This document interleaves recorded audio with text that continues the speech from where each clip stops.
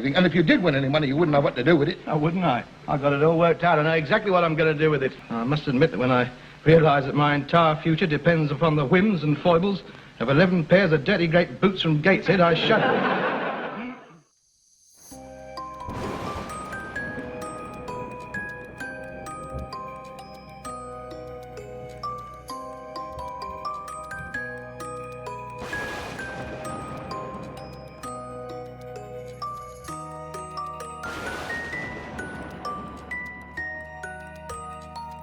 Good morning everyone, how you doing?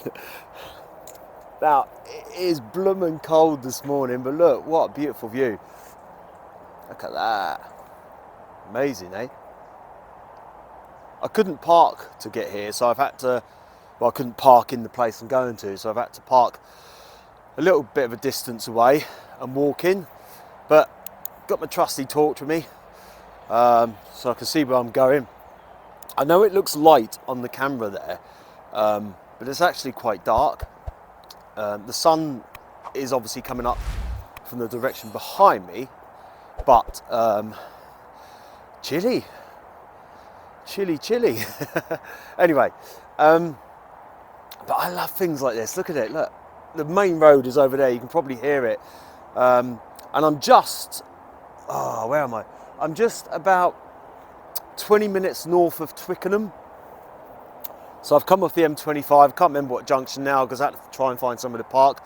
So I'm a little bit, I don't know if you saw that then, plane just coming in so low, it looked cool. Yeah, and today I've come here to find the interment, the ashes of Tony Hancock, great comedian. I'll tell you a little bit more about him real soon. But yeah, I just wanted to come out while it's bright and early. The moon's up there, looks pretty cool. Don't forget today, as always, leave your comments down below. If you've watched Tony Hancock over the years, if you like his comedy style, you like the things that he's done, whether it's been on TV or radio, leave your comments down below. We'll get on with it now, shall we? Anthony John Hancock, 12th of May 1924 to 25th of June 1968. Was an English comedian and actor. High profile during the 1950s and early 1960s, he had major success with his BBC series Hancock's Half Hour, first broadcast on radio from 1954, then on television from 1956, in which he soon formed a strong professional and personal bond with comic actor Sid James. Although Hancock's decision to cease working with James when it became known in early 1960 disappointed many at the time, his last BBC series in 1961 contains some of his best remembered work, including The Blood Donor and The Radio Hand. After breaking with his script writers Ray Galton and Alan Simpson later that year, his career declined. Hancock was born in southern Birmingham, but from the age of 3 he was brought up in Bournemouth, where his father, John Hancock, who ran the Railway Hotel in Holdenhurst Road, worked as a comedian and entertainer. After his father's death in 1934, Hancock and his brothers lived with their mother and stepfather, Robert Gordon Walker, at a small hotel called Duriston Court in Jervis Road, Bournemouth. In 1942, during the Second World War, Hancock joined the RAF Regiment. Following a failed audition for the Entertainment National Service Association, ENSA, he ended up on the Ralph Reeder gang show touring production of Wings. After the war, he returned to the stage and eventually worked as a resident comedian at the Windmill Theatre, a venue which helped to launch the careers of many comedians at the time. A favourable press review of the work at the Windmill was seen in July 1948, but mention must be made of a new young comedian who, with a piano partner, gives some brilliant thumbnail impressions of that concert party. He took part in radio shows such as Workers' Playmate and Variety Bandbox. In July 1949, he was praised for his work in the summer presentation of Flotsam's Follies at the Esplanade Concert Hall, Bognor Regis. Christmas 1949 saw him in the part of Buttons in the Cinderella pantomime at the Royal Artillery, Woolwich. In June 1950, he opened in the Ocean Revue at the Ocean Clacton Pier, which ran for 3 months. At Christmas 1950, Hancock was in the Red Riding Hood pantomime at the Theatre Royal Nottingham, playing the part of Jolly Jenkins, the Baron's page. Working with scripts from Ray Galton and Alan Simpson, Hancock's half hour lasted for 7 years and over 100 episodes in its radio form. And from 1956 ran concurrently with an equally successful BBC television series with the same name. The show starred Hancock as Anthony St John Hancock, living in the shabby 23 railway cuttings in East Cheam. Most episodes portrayed his everyday life as a struggling comedian with aspirations towards straight acting.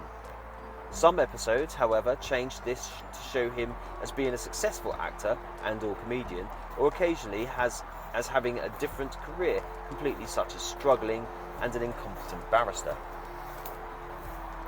Sid James featured in both the radio and television versions, while the radio version also included regulars Bill Kerr, Kenneth Williams, and successfully Moira Lister, Andre Melly, and Hattie Jakes. The series rejected the variety format then dominant in British radio comedy, and instead used a form drawn more from everyday life. The situation comedy with the humour coming from the characters and the circumstances in which they find themselves. Owing to a contractual wrangle with the producer Jack Hyleton, Hancock had an ITV series, The Tony Hancock Show, during this period, which ran in 1956 to 1957. In June 1950, Hancock married Cici Romanis, a Lanvin model, after a brief courtship. Freddie Ross worked as his publicist from 1954 and became more involved in his life, eventually becoming his mistress. He divorced Cici in 1965 and married Ross in December of that year. The second marriage was short-lived. During these years, Hancock was also involved with Hattie Jakes, the new wife of actor John LeMisurier, Hancock's best friend and a regular supporting character actor from the television series. Joan was later to describe the relationship in her book Lady Don't Fall Backwards, including the claim that her husband readily forgave the affair. He is quoted as saying that if it had been anyone else, he would not have understood it, but with Tony Hancock, it made sense. Hancock took his own life by an overdose in Sydney on the 25th of June 1968, aged 44. He was found dead in his Bellevue Hill flat with an empty vodka bottle and a scattering of amyloid barbitone tablets. In one of his suicide notes, he wrote, "Things just seem to go too wrong too many times." His ashes were taken to England by satirist Willie Rushton and were buried in St Dunstan's Church in Cranford, London. Asked by Van Morrison about his relationship with Hancock, Spike Milligan commented in 1989, "Very difficult man to get along with. He used to drink excessively. You felt sorry for him. He ended up on his own. I thought he's got rid of everybody else. He's going to get rid of himself." And he did.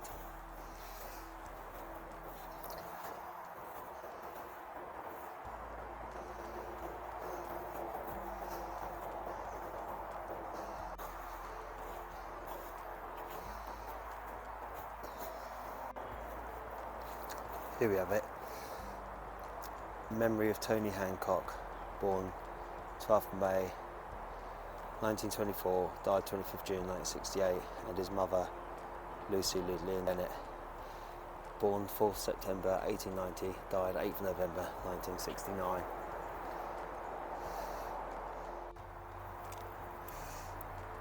So there we have the final resting place, where the ashes are in turn of Tony Hancock.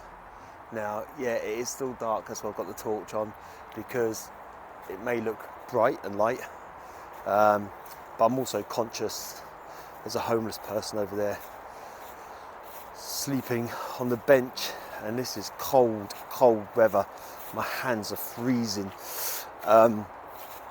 So a massive thank you to Tony for his comedy contribution over the years. Very funny man. Sadly, life got too much for him, and obviously, hello spooky people, obviously decided to take his own life, which, you know, is not good for anyone, is it? People have to be in a low, low place for that to happen. My fingers are actually freezing, so God knows what that poor soul is going through over there on the bench. There's no roadside places nearby where I can go and get him a coffee or something. I hate seeing people like that. Anyway, I literally had to stop filming then to put my gloves back on because I can't feel my hands. Torch off. Right. It's a bit lighter now, a bit brighter. Sorry that was a bit dark for you. It's good to have an eerie one now and again, isn't it? A little spooky churchyard, late at night. Can't feel my hands though.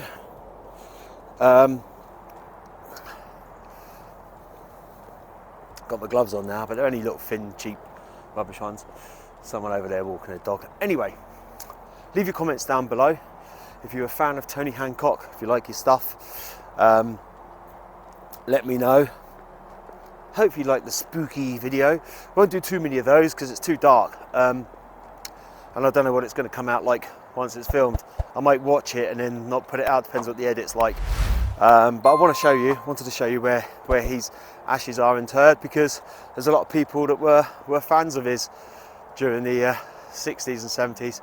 Anyway, that's it from me today. From, I can't remember where it was, St Holy Church or somewhere. I put it on the screen because I've got up early and I'm tired. Anyway, I will see you all. Give us a thumbs up if you like the video though. On the next one, take it easy. Bye.